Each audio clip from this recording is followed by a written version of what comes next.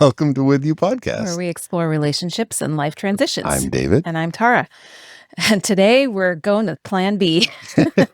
I always love Plan B. We usually have a lot more fun. Yeah, I know. So we had originally talked about something that's going to be lighthearted and fun. And please stay tuned next week. It's going to be fun. So good. We talked about things that annoy us, which sounds like it could be annoying. And hopefully it won't be. No, it was a little annoying for us, but I think it'll be joyful for you. It should be lighthearted and fun. But Yeah. it felt like the wrong timing. Why is that? So as of the recording time, this is Easter week. It's Holy Week. And it just seemed a little wrong for us to talk about our annoyances as we lead up to celebration of Christ rising from the dead. Yeah. So we are fair. going another direction with another topic we Suffering. intended to talk about. We could do that. Should we talk about suffering? Well, that's what comes before the joy on I know. Sunday morning. It does. But no, let's not talk Should we about go to suffering. Plan C? Let's go to Plan C. Yeah. Who said I should be in charge of Plan B? Nobody. Yeah. So Well, you were on this car. Instead- You were on this car trip. I was on a car trip. Yeah, that's when you had this thought. You were driving from work. I wasn't with you. Well, I mean, that might be completely unrelated. Well, But- I was painting a picture. Usually Okay. I jump right to the end. And so I'm trying to learn from you and tell a story. So Tara was in a Except we're car. telling two different stories, which that's a whole other thing. Well, that also seems to be about right for us. Yeah, Yeah. that does make sense. Okay, but so- we hope we'll be on the same page today. We've really kind of thought about talking about forgiveness for quite a long time because Yeah. it's such an important thing to talk about, and it's a powerful thing, and it's also, I think, a misunderstood thing. You know, And then I think it also fits leading up to Easter because the whole reason for Jesus dying was because that's what we needed. yeah, So I think it's good timing.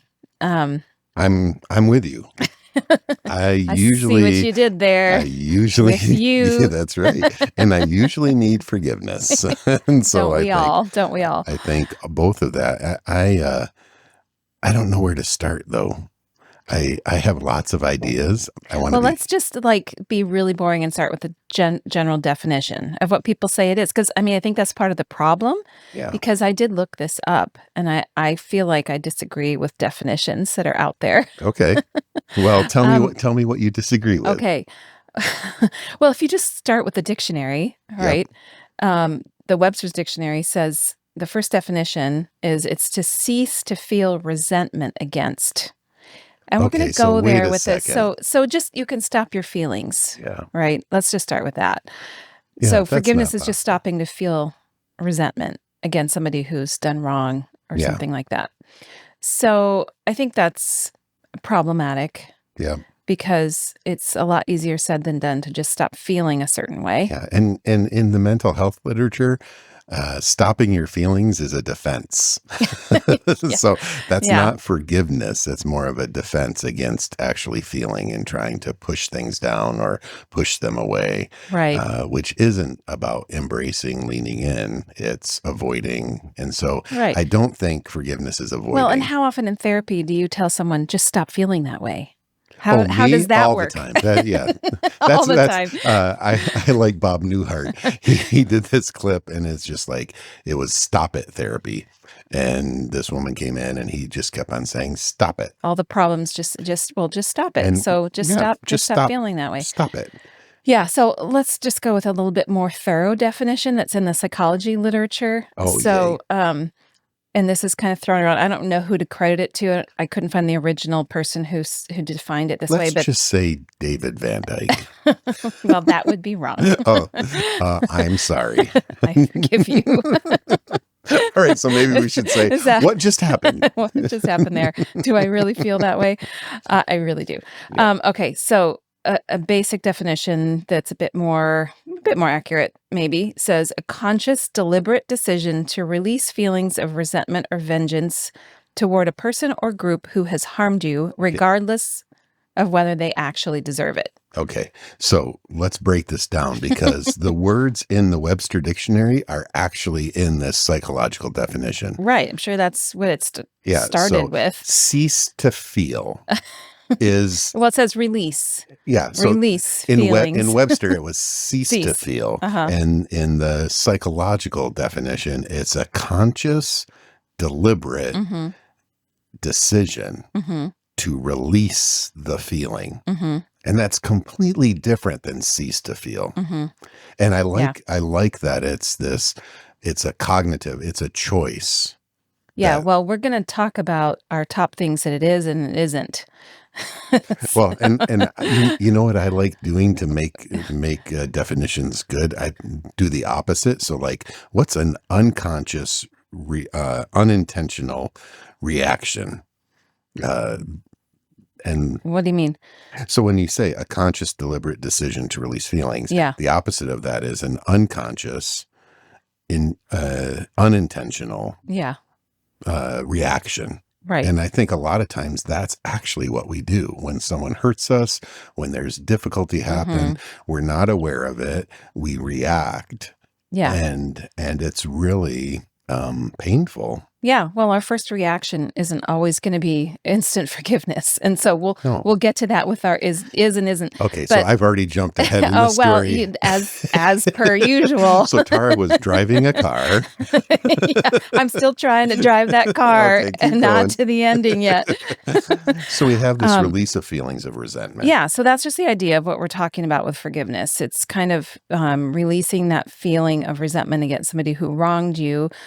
Another way to think about it, as kind of a synonym that's thrown around for forgiveness, is to pardon, which I kind of like to get my head around that, because a pardon, in a legal term, is to release somebody from the consequences of what they did. So it doesn't change what they did, but they're not paying the consequences. And I think I understand that in the way of forgiveness in a bit on a personal level, because if you forgive somebody, you're releasing them from the consequence of you always bringing it back up, or, showing that you feel badly about them because of it. Yeah. So a pardon is kind of to release that consequence. Maybe. That's good. When I talk about this in therapy, I draw on a whiteboard like a fish hook and two people on a big fish hook. They're stick figures because I'm not a good drawer. But forgiveness is kind of like you said, pardoning or releasing that person that's in front of you on the hook so you can get off the hook, letting them off the hook so you can get off the hook. And it's a choice that really centers more on me and my heart condition than it does the worthiness of the other. Right. And I think that's one of the mistakes that people make when they think about forgiveness, or one of the barriers to forgiving somebody when you've really been hurt. Yeah. And I think that leads into like, well, why should we forgive somebody? When you think like it is about releasing yourself too from the consequences of this long burning anger and resentment, and the health consequences and, emotional consequences of that. Well, and I think forgiveness and consequences don't have to be separate. I think for us individually, forgiving, there's a release of consequences for us physiologically. But I think there's also a sense of, like, sometimes I hear couples say, if I forgive, then it's just letting everything be okay. And the two aren't the same. I like the definition you have of releasing resentment, because it allows you to respond, but it doesn't mean there's not consequences for your behavior. Right. And another reason, I mean, it has big consequences for us personally to forgive someone, but like for us, I think we would agree, like from a faith perspective, it was modeled to us by the God we believe in, who like ultimately forgave us of like everything. Yeah. Doesn't hold it against us. And allows for something new to happen. Puts it in the past. Yeah. So that's like a big motivator besides just the personal, friendship continuation and release of, pent up feelings. Is really like a directive and a modeled thing from God. Because we've received it, we're familiar with what it is, and we can and you know how it feels. Like when you really know what it feels like to be forgiven, to be released of stuff that you should be paying a price for, really frees you up to offer that to somebody else. Yeah, I wish I want to say it's Bonhoeffer, but there's freedom from, and so it's kind of freedom or forgiveness from our sins, forgiveness from the wrong, but it's forgiveness for doing something. So like you're saying, it's a release and then you can do something. And I think that's the part of it that we forget too. It's not just the feeling, but it's this action that allows for something new. That's a really great segue. Thanks for leading us there. You're welcome. I should pay attention to the notes a little bit more. I know. I gave us a little guideline, but you're going there because that's what I think, just to help us think through, like, okay, so, it's a release. It's good for us. It's modeled for us. It's a good idea, but what is it not? What does it get mistaken for a lot? And I think that's the first thing. So I want to talk about 4 things it's not. Okay. Forgiveness is not the first thing you just said. It's not a feeling. Forgiveness is not just a feeling. No. Or a change in feelings. Or pushing it down. Yeah. Yeah. Yeah. Because I think that feels like something that is hard to do, to just will yourself into feeling a certain way or a different way. It's an action. By definition, your definition. We're talking about what it isn't. So, So it's not a feeling. It's not a feeling. Yeah. Okay. I get this game now. Okay. Thanks for playing. You're welcome. I really want to do the other part. Well, we can do that. Do you want to do the thing and the opposite? No. I want to go to the number 2 of what it's not. Do you? Yeah. Okay. It's not forgetting, because we hear to forgive and forget. Yeah. And there's no forgetting. How can you forget? Like, when you're really talking about something that's harmed you or wronged you, how can you say, well, I'm going to just forget that? I don't think that's a human thing. No. I mean, even when we've talked about trauma, I forget if it's here in our talks, but we talk about trauma and our body responds. It might not be a cognitive. So back to that conscious piece, it might not be, our body might be like, and responding to it. So there's a remembrance even with the choice. And I think it's what do we do with that remembrance? Oops. Yes, I did it again. You're fine. So mentally, like, even if you make a decision to try to forget or put it in the past, or really not like consciously have it come in between you, there's that action or that feeling is stored somewhere in your body. Things come. That's one thing we know after working with people who've had trauma. Things just come up whether or not you want them to. Yeah.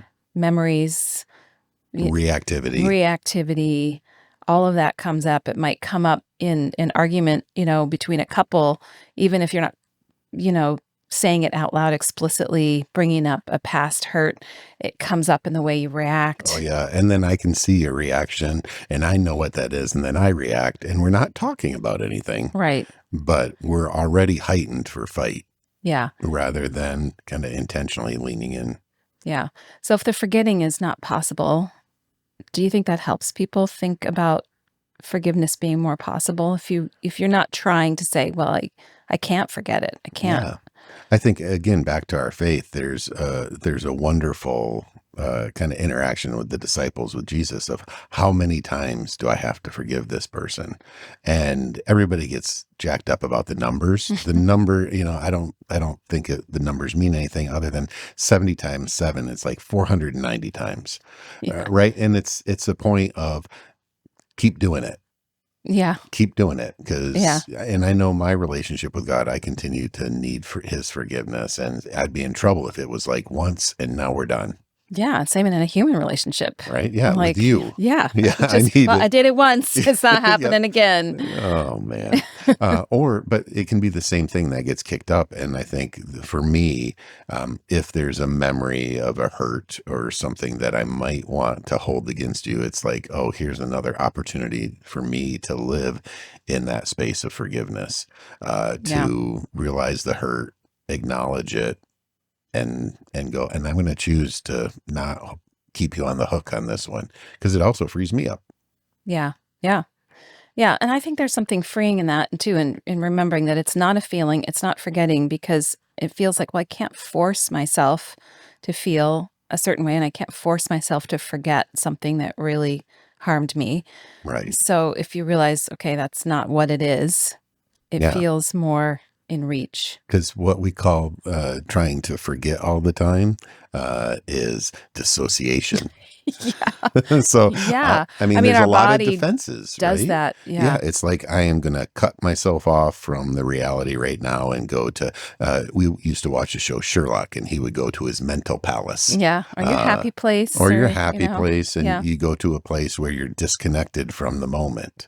Yeah. Um, and I think that's the extreme of trying to forget Yeah. is dissociate from the moment because it's too much to take in. Yeah. And that can happen unconsciously. It's a self-protective Yeah. thing. And Yeah. I guess what we want to say is this isn't like if this happens, it's a problem. This is practice. I think of like when Hmm. we taught the kids softball, baseball, soccer, it's going to be a hot mess when you first try learning a skill. Yeah. Or And stick shift driving. oh man, stick shift driving. But repetition leads to you get a feel like a stick shift is a great idea. The manual transmission, because you get a feel of the clutch and understanding Yeah. how the car works. I remember when my dad was teaching me, and it's like your brain was trying to think of so many things. You're pushing the clutch in with your foot, and you're changing the stick gear with your hand, and you're trying to also keep a reasonable distance from the car in front of you, and Yeah. go at the Listening right pace, and listen. to the Yeah, engine, right. the All of it. Yeah, revs. right. The RPMs as you change gears, and you're thinking about so much. I remember my dad saying, after you do this enough times, you'll do this without even thinking. I couldn't imagine that would be possible. Yeah. But then we both enjoyed driving manual more than Oh, so automatic much because fun. it becomes fun. Well, and think about that. Let's think about that metaphor then. So it went from terror Hmm. to like a lot of work and patience by our dads Yeah. in teaching us to being enjoyable, and it was a fun way of living. Hmm. I wonder if forgiveness can be that way, where it like Yeah. to live in a space of being forgiving. Yeah. It feels awkward, it's hard, but with practice there might be something joyful about it. I think there's something to that. Yeah. Now Yeah. I want to go drive a stick shift. I thought you wanted to go forgive everybody. Nope, I want to drive a car. I need to practice more. We do. Yeah. And that was the point of that 70 times 7 too, is we do need to keep practicing that action, that choice over and over. Yeah. Because repetition does breed it. Well, Spontaneity. I think the saying is repetition breeds contempt. Isn't that a saying? Oh no. That's not what we're The trying to say. Benedictine monk that talked with me said repetition breeds spontaneity. There you go. That's much better. So let's stick with spontaneity. That's much better. Yeah. Contempt is a whole different issue. I know. We don't want An we don't want- episode. We'll no. talk about contemptuousness Stay later. tuned for contempt. That'll be a fun episode. Oh no. So number 3 of your top 4 Uh-huh. no-nos. Yeah. And I think this is the thing that people really is a big barrier, is thinking that forgiving means that you're condoning that behavior Mm, or that you're accepting that wrongdoing. Yeah. Like that's huge. yeah. How for you? How does justice and forgiveness go together? Because that's really the counterpoint to that. Is Yeah. like if I forgive, I am violating a sense of justice. Right. But if forgiveness is your personal decision, Yeah. it's not letting the person off the hook from other consequences of whatever that wrongdoing was. It's releasing your tie to it and your right to feel angry and resentful about Yeah. it. Well, and Right. I think in our relationship, there's been time when I've violated trust, and you're like, I forgive you, but then there's still the need to build trust. It's not like Yeah. forgiveness alleviates the lack of trust that's been injured. Yeah. And so the justice is, okay, now we have to show trustworthiness. We have to show faithfulness. There's a new possibility for redoing that, but that's been broken. Forgiveness doesn't change the brokenness. Forgiveness Yeah. is, I'm not going to hold on to resentment and Hmm. beat you to death with this, Yeah. but there's wounds that need healing. Right. And it doesn't mean, because I've heard people say these words too. You say, even if it's a small thing, oh, I'm sorry, I stepped on your foot. Oh, it's okay. That's sometimes the word that Yeah. people use for like, oh, I forgive you, or I'm not going to be mad at you about it. It's okay. it's not okay. Yeah. It doesn't have to be okay. Right. It can still be wrong. We can still be upset. It can still be a process. It's not saying that was okay. It's okay that that happened, or it's okay that you did that. It's maybe, accepting and honoring the fact that you feel hurt about it, but also Yeah. saying that I release I you think from. that's so good because, like, I think some people learn to say I'm sorry to avoid any consequence. Right. And even uh, in class, students will raise their hand and say, I'm sorry. And I'm like, are you really? Before I ask what the question is. And they're like, well, no. So, like, I'm sorry They say asking I'm sorry before for they. Oh, interrupting the right. flow of lecture or kind of asking a question. I'm like, are you really sorry? And I stop for a moment and ask the question, and they're like, well, no. And I'm like, okay, then don't say that. But I think we use I'm sorry as a placeholder, as a way of interrupting, as avoiding, versus, you know what, Tara, what happened here, this wasn't okay. And I need to let you know I see that. Yeah. That's a contrite spirit. I don't even know if it's saying sorry, because it's like I did this and I take responsibility and I don't want to do this again. Forgiveness comes not as a connection with that. I mean, it's probably easier if I take ownership, but forgiveness is completely separate from that person. Yeah. Right. Right. And it doesn't have to be spoken out loud Right. to happen. Yep. It's something that happens inside you. I was thinking about when you were talking about that something that I maybe think I didn't do quite right with our children. When your kids are small and they're always arguing and you always have to be the referee, you have to break things up and try to bring peace. Like, I Yeah. think what we do too often is, and I say we, I mean me, Yeah. Okay. but I was I'm like, sure I'm not the I don't only one. remember that. Yes, you do. Where, you tell the child who hit their sibling or something to say, I'm sorry. And then you train the other child to say, I forgive you. And Yeah. that maybe is happening too soon. And Yeah. it's words. I struggled with that. Even while we were doing that, we would coach our kids to say, Yeah. oh, I'm sorry I hit Say you. you're Say sorry, you're sorry. And then in response, say, I forgive you. If that's a feeling and a choice, not a then feeling. if it's a if it's a personal transaction, if Right. it's something that person needs to decide, then having us make them say the words, Yeah. if they're not there yet, Right. feels maybe like not the right It's not their order. conscious, deliberate decision. It's Right. something that's forced on them. And you see this in court too, right? There's people saying, I'm sorry, or seeking forgiveness, and it's about avoiding the consequence. And I Mm. think that's what we were training our kids to do, is avoid any more escalation Yes, of, like, possibly also wanting to train them to understand that they hurt somebody yeah, and to ask for forgiveness, or to hmm to realize that take they'd wronged, to take responsibility. responsibility. That's the right word for it. But maybe the words before their conscious choice was involved was probably not always helpful. No, But it's it'd just be something to interesting think to about. ask them to see what, if they've even thought of that. Yeah. And especially the married couples, of like, I wonder how that has had impact on their marriages. Because what we taught our kids is going to have ripple effects. Yeah. Well, and when we were talking to some couples internationally, when we were talking about the idea of apologizing to your children, asking Yeah. forgiveness of your Oh, children, we and had especially fathers, yes, right? fathers telling their children, Yeah. I'm I'm sorry sorry. I reacted wrongly, or there was a big reaction to that. I think people sometimes feel like that's also a weakness Yeah. to apologize or to ask for forgiveness. So from that other side of it.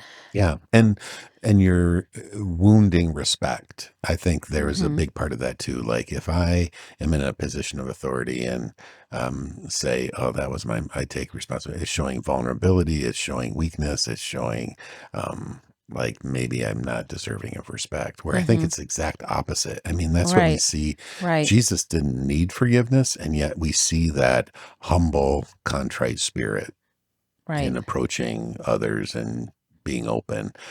It's hard. It is hard. Yeah, and that you kind of hinted at this when you were talking about it, but our number 4 thing for what forgiveness is not Yeah. is instant healing. That's a good one. being forgiven or asking for forgiveness doesn't mean there's instant, reconciliation or healing right Yeah. away. It's not a magic wand. No. I think it's the beginning of a process. Yeah. I think it's, as we're talking about it, I don't know. It feels like it's creating space. So, Mhm. like opening a door, Yeah. or, When we talk about posture too, yeah, it's yeah, that there's potential for something to happen.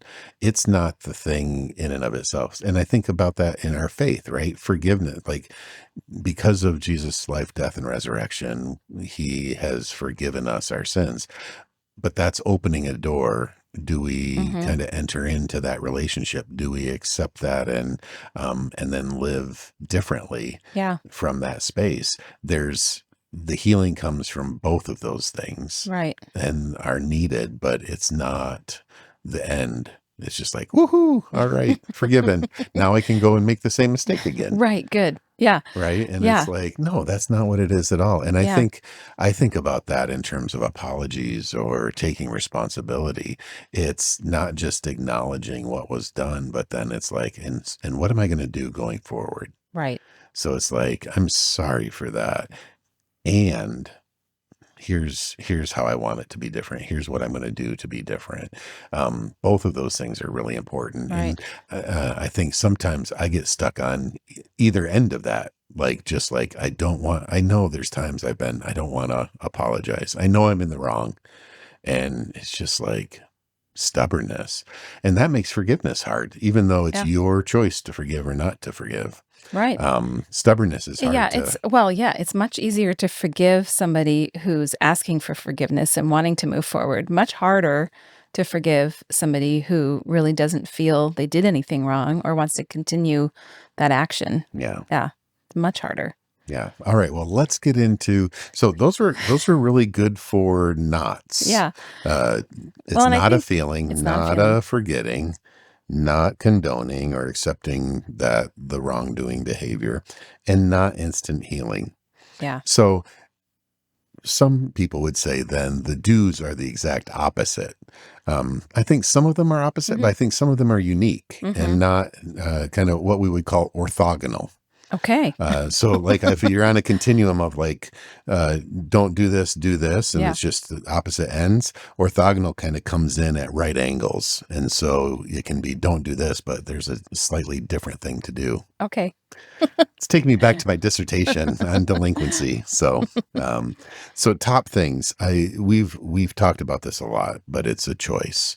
Yeah. I'm going to enter into this choice, but I think within a choice, it's a posture. So there's Yeah. a marriage and family therapist called Virginia Satir, and she's all about congruence, that my thoughts, Hmm. my choice, and my body position are congruent, are the Yeah. same. And so I can say, and when I say I'm so sorry, but my eyes are not, or my body position is not. Hmm. It's the same in terms of forgiveness. Of Yeah. like, if I say, you know what, I love you, and I'm gonna sit in this space of forgiveness, of not hold on to this in our relationship. It's different than I forgive you. Right. Or even just saying the words, but inside you're still really seething and you Yeah, really haven't decided to move in that direction. yeah, You're right. That congruency is really important in thinking about that choice. Is yeah. it just a head choice? Is it really a conscious choice? It's kind of the beginning Right. of the step to like move in a different direction And and and let it sometimes go. you need to do just one part of that, and there can be an incongruent type of my thoughts and my words and my body aren't lined up. But that's what I want to work towards. So again, Yeah. it's not instant healing, but I want to work towards that of Yeah. being congruent. Yeah. I think I have experienced that where I have felt I've made the conscious choice to forgive some people in my life, but my body doesn't wanna follow. Come You on, know? And it's come here, come here, come on. yeah, because your body's still feeling the effects of that, being upset, and Hmm. it takes a while Yeah, to kind of have those 2 match. yeah. And being able to talk with someone about that and not just kind of struggle and fight it, but be able to have space to let your body express it and Mhm. feel it. Some of the kind of current work in mental health treatment is body work. Yeah. And I think you do a lot of body I work. do a lot of body work. I mean, a lot of body work. But If for anybody who doesn't know that oh might be yeah, we probably listening, should, I say. support people through childbirth, and there's a lot of body work involved there. But think about positions. Different Hmm. positions communicate different things, but also allow your body to do different things. Absolutely. Even in birth, when we're trying to release tension, because more tension can increase pain. Yeah. Just even the release of hands, if you're Hmm. tightly held, and your brow is furrowed and your fists are clenched, even Yeah. just gently opening somebody's fingers into Mm, an open posture, you can see release happen yeah. and, energy flow. I know just watching you do that, I was like, oh, I got to release my shoulders. But I think we don't realize what's happening in our bodies. Yeah. I mean, we're so in our heads. Yeah. And so, yeah, I think that choice, even though choice is a head thing, there's my body following and making a choice of being in my body. And what does your body giving forgiveness, choosing to be giving forgiveness, what does that look like in your body? I liked how you did your hands opening. I think Hmm. that's part of it. Mine would Because be that's more of a a hug. right, but that's a Um, release, it's a yeah, posture of release instead and of your hands open for what's next. mhm. So posture of release and an openness Yeah, for and what's if next. you're feeling that way, because I'm sure that is a common struggle, and it's a stressful thing on our bodies when our our actions and our intentions don't match, or our words and our intentions don't match with what's happening Yeah. inside our body, and those two are in tension. I think that's really stressful. Hmm. So I'm thinking, what do you do if your head is wanting to say, yes, I want to forgive this person, I want to move in a forward direction, your body is really holding tight to that hurt or responding to past trauma and not wanting to get hurt again. It's a protective Yeah. thing. What would you say you do? Maybe some of those posture things, maybe Yeah, some. I think just kind of getting grounded. So like in the chair, wherever you are listening, I'd listen standing up while doing the dishes, but get into a comfortable position and just start noticing. Just notice. Yeah. Yeah. And it's noticing the tension. So noticing, like, you, even when you were describing that around birth and around pain, you have to notice your hands before, and that they're clenched. Do you ever find like I see this when you think, you kind of I frown a do. little I bit. frown. Yeah. But I think I also carry tension and my shoulders rise and my neck, I carry tension in the Yeah. back of my And so then maybe body. relaxing that, doing breathing, Hmm. muscle relaxations, visualization. Maybe it's, how do I think about my body when if I'm someone of faith, Christian faith, Hmm. how am I thinking about my body as I approach God? Hmm. And experiencing Him and experiencing forgiveness, noticing that, visualizing that. That's the priming to maybe make the choice in your life, and maybe your body needs to lead before your choice leads. Right, right. So intentionally getting there in your body as you go there in your mind. Yeah, thinking about the person and relaxing, not getting agitated, because Hmm. your body is going to do the And fight or that takes flight. practice too. That's another thing I talk about with families as we practice coping skills. And as all therapists that I work with are like, yes, I get this. I know how to do box breathing. I know how to do intentional progressive relaxation. Yeah, But it takes practice. The first couple times you do it, it feels so weird and awkward.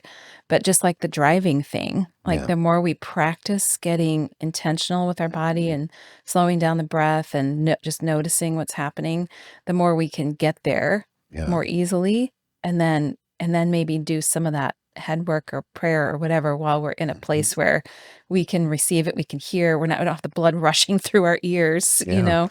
And it's finding the best way. So I think about our daughter, she's an artist. I wonder how she would paint or draw a posture of forgiveness. And maybe it starts in that way of whatever your gifts are, Mhm. doing that, finding Yeah. expression in music. We just talked to some So get into the other songwriter. side of your brain. Yeah, get out of the cognitive piece, even though that's where we need to be. for forgiveness. But all of this, even choosing to get into the other part of our brain, the creative side, is a choice Mm-hmm. as I'm thinking about this situation, as I'm Yeah. thinking about this harm or this person. Um, and because I think not forgiving has a toll on our body. We didn't get into the research of that, but blood pressure, Yeah. heart disease, anxiety, somatics issues, body issues, Yeah. all come from holding on to grudges and holding on to negative intents. It's not good for us. Right. And so this choice might be about you more than about the other.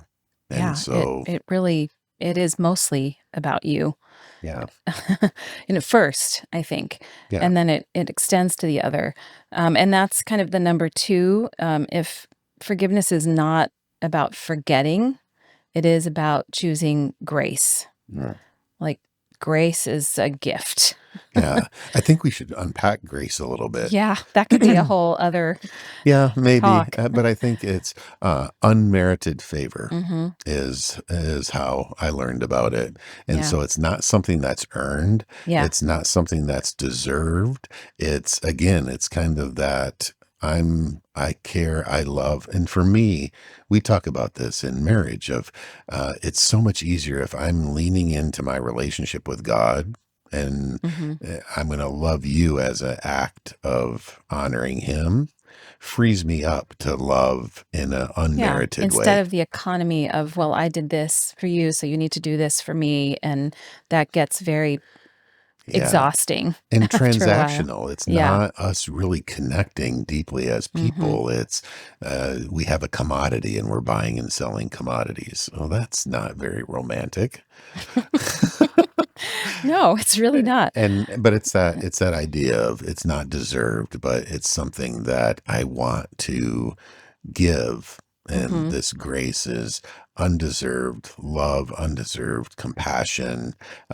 Again, it's the kind of grace position Mhm. that allows then forgiveness choice to happen. Yeah. Yeah. So first kind of that cognitive choice Yep. And getting in our and getting in your bodies. body to have that match where your mind is going, and Mhm. then deciding to give the gift. And I've really been kind of leading up to how I feel about our next point of what forgiveness is, because I truly feel, this is my position, Yeah. that true forgiveness requires a supernatural transaction. Mm. I Tell me really more. so I just don't think humans and maybe I'm wrong about this. Maybe people have examples of this. I don't think we're fully capable of what true forgiveness actually is. Yeah. Like, I think it is in the character of God to forgive us for, what we've done that's wrong, and to give grace, and we want to respond by extending that to other people, but I think it takes help. And the only times I feel like I've been able to really make progress in really forgiving somebody, is when I ask for help from God, because Hmm. it's by my own effort to do that. I just feel like it's kind of spinning wheels in the mud, Yeah. where I feel like, I'm getting somewhere, I'm getting somewhere. Then you look down and you're just going deeper. Your wheels are spinning, but you're not really going forward. Yeah. And that's how I feel about it. I think forgiveness is a supernatural thing, like Mm. true forgiveness. And so when we as humans try to forgive each other, it only really happens like in a really true sense Yeah. when we ask for that help. And honestly, of all the things that we pray about, we can treat prayer like a transactional thing too, where we're Yeah. asking God for material things and favor and health and all these things. Yep. Do this, do this, do this, do this. And sometimes God delights in giving us those things, but I honestly think there's some prayers he always answers, and it's in those things that match his character. Like, help me love this person more. I Mm. think he always says yes. Yeah. Help me forgive. He wants that more than anything for humans, Yeah. and in this world now where I feel like we could use that everywhere. Yeah. And probably it's been since the beginning of time, I'm sure. But honestly, I think no matter what you believe about God, I think asking for that, even if you're not closely following him, Yeah. you might be surprised Yeah. at what happens if you ask for help with that. All right. Yeah. I think there's a big amount of truth to that. And I think the kind of talking with him about it, struggling with him about it, praying for that is also part of the congruence, your body, your spirit, Yeah. lining up. And yeah, we can't do things we haven't experienced Yeah. and experiencing it from the source. So for Yeah. us, uh, God is the source of this grace and forgiveness. And I love how you say it's congruent with his character. Mm-hmm. That here's that congruence again, that when Mm-hmm. we're like a tuning fork Mm-hmm. in mutual vibration with the God of the universe, it's easier. It's not easy, but it's easier to live out those characteristics and kind of the idea of love from the source of all love. It's easier to do that than trying to do it on Absolutely. our own. Because I Yeah. think the things you were talking about made me think of altruism. So within the science literature, it's does altruism exist? And it's really hard to find a truly altruistic action because there's by me taking an action, there's Yeah. a response that happens. Right. And so that idea of us trying to do it on our own, we can't get out of the transactional No, that's the dynamic. economy we live in. And I don't mean that. I was thinking about what I just said, and I don't want it to sound hopeless for us to try on our own, Yeah. because I think humans are incredible in our efforts, and we're made in God's image. So we have the capacity to love and to forgive and all the things that he is. Yeah. So relationally, we can do all kinds of beautiful things just by that work, doing the work Yeah. of wanting to connect. But I truly stand by that the deepest kind of true forgiveness needs Mhm. help Right. that we can't do by ourselves. Yeah. And it's transformative. Right. It's a way that then allows us to experience freedom that's not associated to any of this transactional kind of idea. Yeah. I was wondering if you could tell the story about Corrie ten Boom and the hiding Yeah. place, Ugh, because I think that story encapsulates everything we've been talking about, it the does. not and the what Yeah. is Well, and we forgiveness. missed just our last point about what forgiveness is. Or did you want to say that after the I story? kind of wanted to say it after the Okay, let's save story it for because after the I story. think once we tell the story, that will be a great cap on the Yeah. episode. It's one of my favorite books, one of my favorite human stories of What's the name of all the book time. again? The Hiding The Place Hiding Place. by Corrie ten Boom. Yep. And a lot of people are familiar with it. She was a Dutch woman Yay! who lived in Haarlem, the Netherlands. Yeah, And her dad owned a watch the making store, a watch. clock Yeah, shop. watch shop, And which we went and saw. yeah, it was such an amazing experience after having read her book and loved her book, to get to go visit the place where it happened. So she and her family, during the Holocaust, Yeah, hid Jews in their house. yep. In the 1940s. Hmm.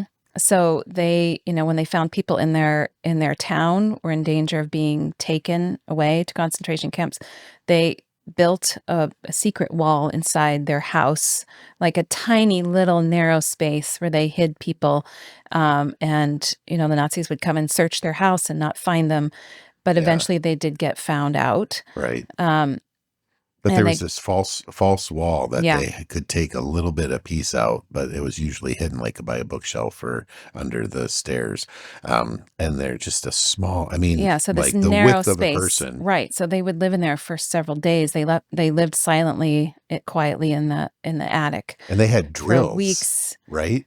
Yes, they had drills where somebody would knock or ring the doorbell, and they'd all run and get inside the wall and have to try to do it silently In and like pull back 20 the. seconds or something Yeah, so it was quite crazy. an operation, but it was Corey and her sister Betsy, I think, and their Hmm. father, and the two girls were single, and when they were discovered, they were all taken to concentration Hmm. camps.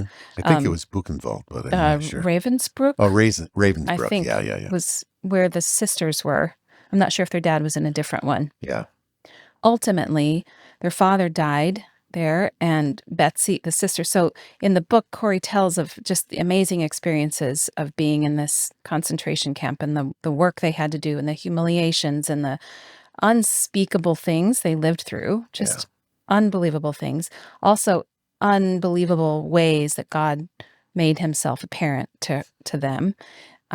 It's hard for me to even tell this story without tears because I just think it's amazing and true, like just amazing. So all of that experience, Corrie was able to survive and came out the other side of that. And afterwards, she became an international speaker about her experiences and was sought after to tell the stories of wrote the book of her experiences. Wrote the book. So one time she was at one of these speaking events telling her story and telling her sister's story because her sister maintained her faith throughout that whole experience, being, tortured and all of this stuff. Yeah. And she always gave glory to God for everything. And Corrie was speaking and telling this story. And in near the front, I don't know if it was after she spoke, people were coming up to talk to her. It was after people. And she saw this man approaching her, and she recognized him as one of the guards in the concentration camp that had personally done awful things to her and her sister. Yeah. And they'd had to walk naked in front of, and be humiliated and all this. So she sees him, she recognizes him. Talk about a body memory. Right? Right. And can you even imagine how you'd react? And she's thinking, I don't want to talk to him. I don't want to speak to him. And she's asking God for help. Like, what do I do? What do I say? She just got done talking about grace, mercy, and forgiveness. Right. And now here's dude. And she said, I don't want to. And he came up to speak to her and said he knew. Yes, Ten Boom. Yes, who he was and what he had done. And said, could you possibly forgive me? And she said everything in her body said she didn't want to. But she asked for help, and she reached out her hand and shook his hand. And she said she literally felt a current go through her arm and into his. I know we both can't go through them. And that's one of the reasons I feel like that was a supernatural moment where she felt this power that wasn't hers. Yeah. And she said, in that moment, I forgave him. Yeah. And she embraced him. And that, if that forgiveness can happen, I can let go of the petty things, And I appreciate the struggle she shared of it wasn't what she wanted to do. It wasn't what she was feeling, the grief. I mean, I think that's what we connect to, the grief and the beauty of it. She made a difficult choice, and it was remarkable for him, for her. Right. And for anyone who witnessed it. Yeah. And it's hard. It's hard if you're in moments right now where there's deep pain. It's probably even hard to imagine this if someone's hurt you deeply. And we want to kind of provide a template of a starting spot, and that there's hope, that we don't want this to eat you alive. That's really, I think, what Corrie was realizing of I don't want to give in to this desire for bad things for him, because on some level then we're doing the exact same thing in reverse. Yeah, and holding on to it just added to the pain for her. And so that is the number 4 that we left for the end, of what forgiveness is. It is freedom to move forward. Yeah. It allows us the freedom to move forward without the burden of that. And that's why I like drawing that hook with, I'm on the hook first, and then whoever has offended me is on after me, and I have to let them off the hook first, kind of forgive, so that I'm free to move forward off of that painful place. And it's that letting off the hook isn't what we talk about, letting off the hook of there's no consequences. Yeah. But it's an act of relational connection and release of the resentment. It's not that Corrie didn't feel, it's not that we don't feel, but I'm not going to hold on to the resentment and hold this against you. There's consequences for that, and yet I'm going to let go of my resentment, so I'm free to move forward, to love you, to respond to you. And I think in all our relationships, whether it's in our community, politically right now, difficult conversations, there's a need for us to be able to be free to move forward in grace. Mm-hmm. And I might disagree, but I can be in relationship with you. Mm-hmm. And forgiveness is a starting spot of that. And if we can't forgive, our bodies are a starting spot to that. And if we can't do that, can we pray? When I work with couples, I can't, sometimes they're like, we can't say this to each other. We can't be vulnerable to each other. I'm like, well, if they're people of faith, it's like, can you pray for the other? Can you ask to God for the well-being of the other? No. Can you ask for strength to try to find forgiveness? Right? It's like moving back to what's the start? What's the one thing you can do? Yeah. Take And let's one start step. there. Let's start with one step. Yeah. Yeah. So, and the step for us is starting with what we're celebrating on Easter. Yeah. That we're forgiven. That we are forgiven, that God came because of our behavior, our actions, and Because the he state. loved us. And he loved us and lived, suffered, died. And then we celebrate the resurrection of like, yes, that doesn't have any power anymore. The forgiveness comes there. And we get to live that out and try to live that out with each other. And it's exciting. Yeah, we hope you feel hopeful about taking the next step towards forgiveness and of the joy of being forgiven. Yeah.